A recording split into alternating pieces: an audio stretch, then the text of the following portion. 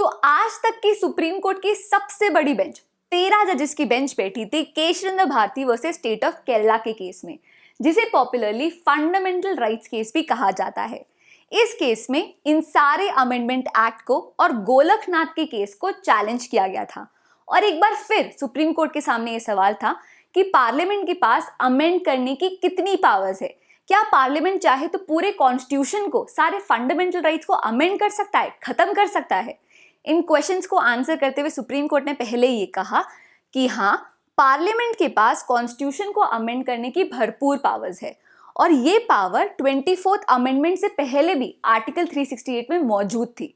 इस अमेंडमेंट ने सिर्फ इस पावर को एक्सप्लिसिट किया है, क्लियर किया है और ये कहते हुए 24th अमेंडमेंट एक्ट को वैलिड कहा। पर जब सवाल फंडामेंटल राइट्स का आया कि क्या पार्लियामेंट सारे के सारे फंडामेंटल राइट्स को अमेंड कर सकता है, उन्हें खत्म कर सकता है, तो इस केस ने एक डिफरेंट आंसर दिया, एक डिफरेंट अप्रोच अपनाई।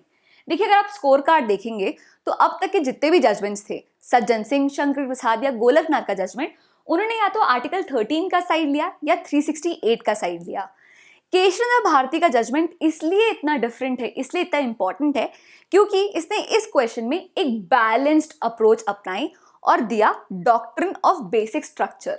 तो क्या है ये बेसिक स्ट्रक्चर? चलिए एक एग्जांपल से समझते हैं।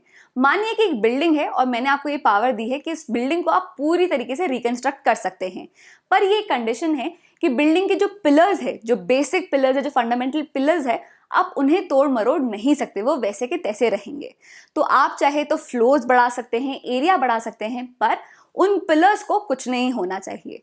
बिल्कुल कुछ इसी तरह है doctrine of basic structure. Supreme court ने भी ये कहा कि कॉन्स्टिट्यूशन के कुछ फंडामेंटल, कुछ एसेंशियल, कुछ बेसिक फीचर्स है और पार्लियामेंट अपनी पावर्स को यूज करते हुए उन बेसिक फीचर्स को अमेंड नहीं कर सकता, उनके साथ छेड़खानी नहीं कर सकता। और यही है डॉक्ट्रिन ऑफ बेसिक स्ट्रक्चर। तो ऐसे कौन कौन से फीचर्स होंगे जो बेसिक स्ट्रक्चर में क्वालिफाई होंगे? इसका आंसर देते हुए चीफ जस्टिस सिकरी ने इस केस में ये कहा कि ये जो लिस्ट है, ऐसे कुछ फीचर्स है जो बेसिक स्ट्रक्चर के लिए क्वालिफाई करेंगे। पर उन्होंने ये भी कहा कि ये जो लिस्ट है ये एग्जॉस्टिव नहीं है, आगे आने वाले केसेस में और भी एलिमेंट्स बेसिक स्ट्रक्चर के लिए क्वालिफाई कर सकते हैं। और किसी फ्यूचर डेट में अगर ये सवाल उठता है कि कोई पर्टिकुलर फीचर बेसिक स्ट्रक्चर का पार्ट है या नहीं, तब आपको फ्रेमर्स ऑफ द कॉन्स्टिट्यूशन की इंटेंशन पर ध्यान देना चाहिए। किस इंटेंशन से कॉन्स्टिट्यूशन को बनाया गया, उस पर्टिकुलर प्रोविजन को बनाया गया, इस पे ध्यान देना चाहिए और आपको समझ में आ जाएगा कि वो जो फीचर है वो बेसिक स्ट्रक्चर में क्वालिफाई करेगा या नहीं। तो ये केस इतना इंपॉर्टेंट इसलिए है क्योंकि पहली बार सुप्रीम कोर्ट ने इस केस में एक बैलेंस्ड अप्रोच अपनाते हुए ये कहा कि हाँ, आर्टिकल 368 के अंदर पार्लियामेंट के पास ये पावर है कि वो पूरे कॉन्स्टिट्यूशन को, यहाँ तक कि फंडामेंटल राइट्स को भी अमेंड कर सकती है। पर फंडामेंटल राइट्स को अमेंड करते वक्त उसे डॉक्ट्रिन ऑफ बेसिक स्ट्रक्चर का ध्यान रखना होगा और बेसिक एलिमेंट जो एसेंशियल फीचर्स है उन्हें वो अमेंड नहीं कर सकती। तो ये था डॉक्ट्रिन ऑफ बेसिक स्ट्रक्चर जो आया था Kesharendra Bharati versus state of Kerala के केस में। नेक्स्ट हम डिस्कस करेंगे 39 कॉन्स्टिट्यूशनल अमेंडमेंट एक्ट को और इस अमेंडमेंट के लिए इंपॉर्टेंट है इंदिरा गांधी वर्सेस राज नारायण का केस। पर इन दोनों चीजों को समझने से पहले थोड़ा बैकग्राउंड समझते हैं। देखिए, 12 जून 1975 को इलाहाबाद हाई कोर्ट एक हिस्टोरिक जजमेंट प्रोनाउंस करते हुए इलेक्टोरल मैल प्रैक्टिस के कारण इंदिरा गांधी के इलेक्शन को क्वॉश कर देता है। इसके साथ ही अगले 6 साल के लिए इंदिरा गांधी को किसी भी इलेक्टिव ऑफिस को होल्ड करने से डिसबार कर दिया जाता है। तो इस जजमेंट से इंदिरा गांधी काफी डिससैटिस्फाइड होती हैं और वो दो चीजें करती हैं। सबसे पहले तो इस जजमेंट के अगेंस्ट वो सुप्रीम कोर्ट में एक अपील फाइल करती है, पर अपील से जस्ट एक दिन पहले वो पास करती है 39 कॉन्स्टिट्यूशनल अमेंडमेंट एक्ट। और दूसरी चीज जो उन्होंने की वो है नेशनल इमरजेंसी। थोड़े ही दिनों बाद उन्होंने नेशनल इमरजेंसी इंपोज कर दी। अब इस अमेंडमेंट एक्ट में क्या हुआ? ये दो चीजें, एक न्यू आर्टिकल 329A को कॉन्स्टिट्यूशन में इंट्रोड्यूस किया गया और जो एग्जिस्टिंग आर्टिकल 71 था उसे हटा दिया गया। ये याद रखिए कि इंदिरा गांधी का जो इलेक्शन डिस्प्यूट है ये सुप्रीम कोर्ट में अभी भी पेंडिंग है और सिर्फ एक दिन पहले ये चेंजेस लाए गए हैं, हियरिंग के सिर्फ एक दिन पहले। और ये चेंजेस क्या कहते हैं कि सुप्रीम कोर्ट के पास इलेक्टोरल डिस्प्यूट्स को हियर करने की पावर नहीं होगी। सुप्रीम कोर्ट इलेक्टोरल डिस्प्यूट्स को ट्राई नहीं कर सकता है। और किन किन की electoral disputes? President, vice president, prime minister और स्पीकर ऑफ द लोकसभा। तो इनकी इलेक्शन को लेकर अगर कोई भी इलेक्टोरल डिस्प्यूट है तो ये एक सेपरेट बॉडी ट्राई करेगी, ये सुप्रीम कोर्ट में ट्राई नहीं हो सकता। तो इस अमेंडमेंट के आने के बाद सुप्रीम कोर्ट में जो इनका केस था ये ट्राई नहीं हो पाया। तो इस अमेंडमेंट का जो इंटेंशन था, जो ऑब्जेक्टिव था, वो बहुत क्लियर था कि Indira Gandhi as a prime minister continue करते रहे, अपना टर्म सर्व करते रहे और इस जजमेंट की कोई वैल्यू ना हो। पर जो इलेक्शन रिजल्ट्स थे वो बहुत चौंकाने वाले थे।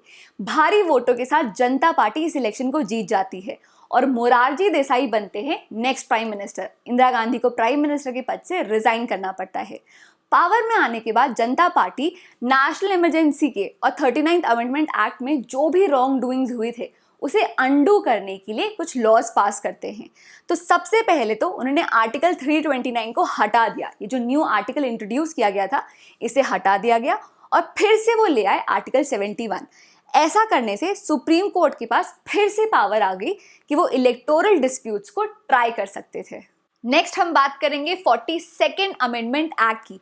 इस अमेंडमेंट ने इतने सारे चेंजेस इंट्रोड्यूस किए कि इसे मिनी कॉन्स्टिट्यूशन ऑफ इंडिया कहा जाता है। पर आज के इस डिस्कशन के लिए हम इन दो चेंजेस की बात करेंगे।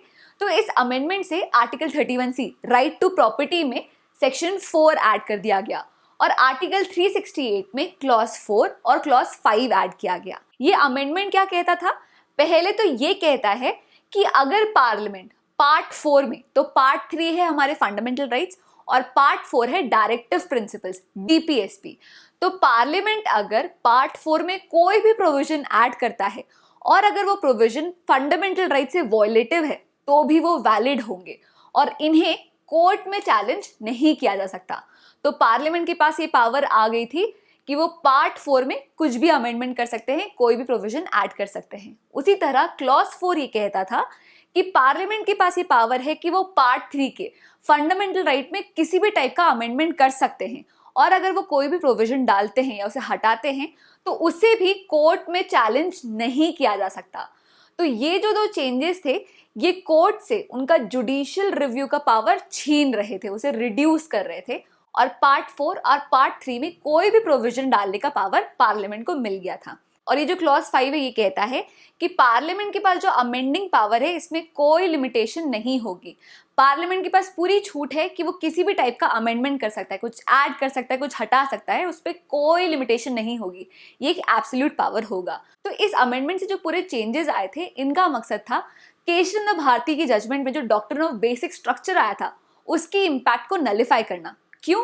क्योंकि केशवानंद भारती में क्या कहा गया था कि पार्लियामेंट के पास पूरी पावर है कि वो कुछ भी चेंज कर सकते हैं, पर चेंजेस करते वक्त, अमेंडमेंट करते वक्त उन्हें डॉक्ट्रिन ऑफ बेसिक स्ट्रक्चर का ध्यान रखना होगा। तो उसी बेसिक स्ट्रक्चर की लिमिटेशन को हटाने के लिए ये अमेंडमेंट लाया गया था जो जुडिशियल रिव्यू के स्कोप को ही खत्म कर देता है और पार्लियामेंट से सारी लिमिटेशन हटा देता है।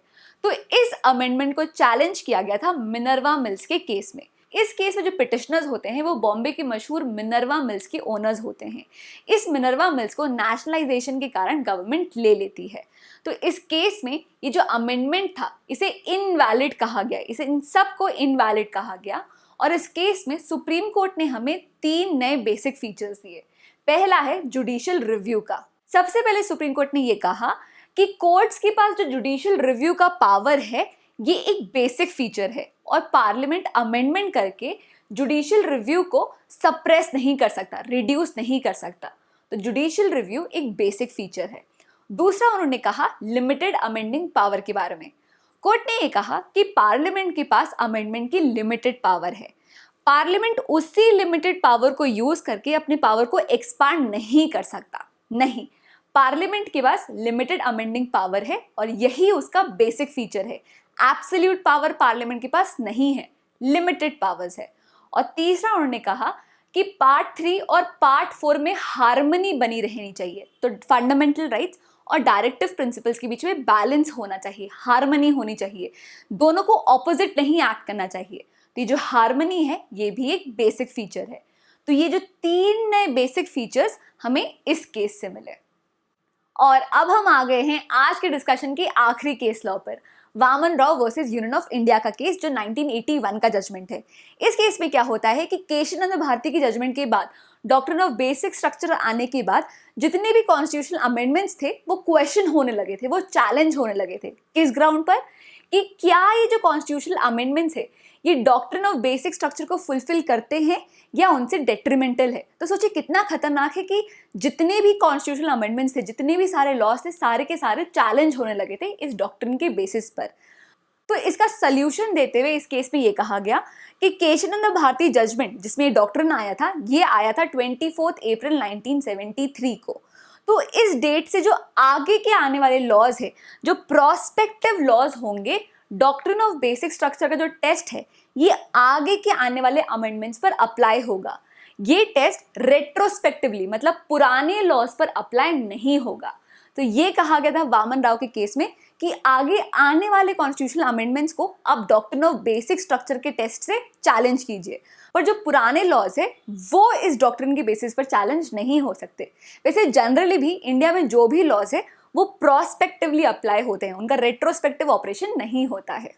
तो ये था आज का discussion doctrine of basic structure के ऊपर। कॉलेज टाइम पे ये टॉपिक मुझे बहुत डिफिकल्ट और बहुत इंटरेस्टिंग दोनों लगता था, तो इस चैनल के लिए जब पहली वीडियो बनाने की बात आई तब भी मैंने यही टॉपिक चुना था और मेरा पहला वीडियो आप यहाँ देख सकते हैं। तो मैं उम्मीद करती हूँ कि इस वीडियो को देखते वक्त आपने खुद के अपने नोट्स बनाए हो। इन केस कोई इंपॉर्टेंट केस या इंपॉर्टेंट पॉइंट मिस आउट हो गया हो तो आप डिस्क्रिप्शन बॉक्स पर टाइम स्टैम्प देख सकते हैं। वहाँ पे मैंने ये लिखा है कि कौन से मिनट पे मैंने कौन सा केस डिस्कस किया है। तो इस तरीके से आप रिवीजन कर सकते हैं, और अगर आप 2-3 बार रिवीजन करेंगे तो ये बहुत इंपॉर्टेंट टॉपिक है और आपको एक एक करके सारे केसेस याद हो जाएंगे कि पहले शंकरी आया था, फिर सज्जन आया था, गोलक आया, केशव आया, ऐसे करके पूरा टॉपिक समझ में आ जाएगा। और समझना बहुत इंपॉर्टेंट है क्योंकि ये सच में एक बहुत इंटरेस्टिंग टॉपिक है। और इस टॉपिक को आप खुद भी थोड़ा रिसर्च करिएगा कि कैसे 7:6 का जजमेंट आया, केशवानंद भारती का जजमेंट का इंपॉर्टेंस क्या है, क्यों ये लेंथीएस्ट जजमेंट है। ये सारी चीज़ें अगर आप खुद से भी रिसर्च करेंगे तो अपने आप आपका इंटरेस्ट पैदा होगा और ये टॉपिक और क्लियर होते जाएगा। इसके साथ ही मैं जो भी वीडियो बनाती हूँ उस पर एडिशनल इन्फॉर्मेशन आपको मेरे फिनोलॉजी लीगल के ब्लॉग पर मिल जाएगी। तो डॉक्ट्रिन ऑफ बेसिक स्ट्रक्चर का ब्लॉग भी लाइव है, इसकी लिंक आपको डिस्क्रिप्शन पर मिल जाएगी। और बहुत सारे न्यूज़ अपडेट्स के लिए आप मुझसे इंस्टाग्राम पर जुड़ सकते हैं, जहाँ पे हम बहुत सारे डिफरेंट क्विजेज और पोल्स करवाते हैं, तो वहाँ पे भी आपको इंटरैक्टिव कंटेंट मिल जाएगा। तो डिस्क्रिप्शन बॉक्स को ज़रूर चेक करिएगा। उम्मीद करती हूँ कि आज का वीडियो आपको पसंद आया हो। That's it for now. See you in the next class. Bye bye.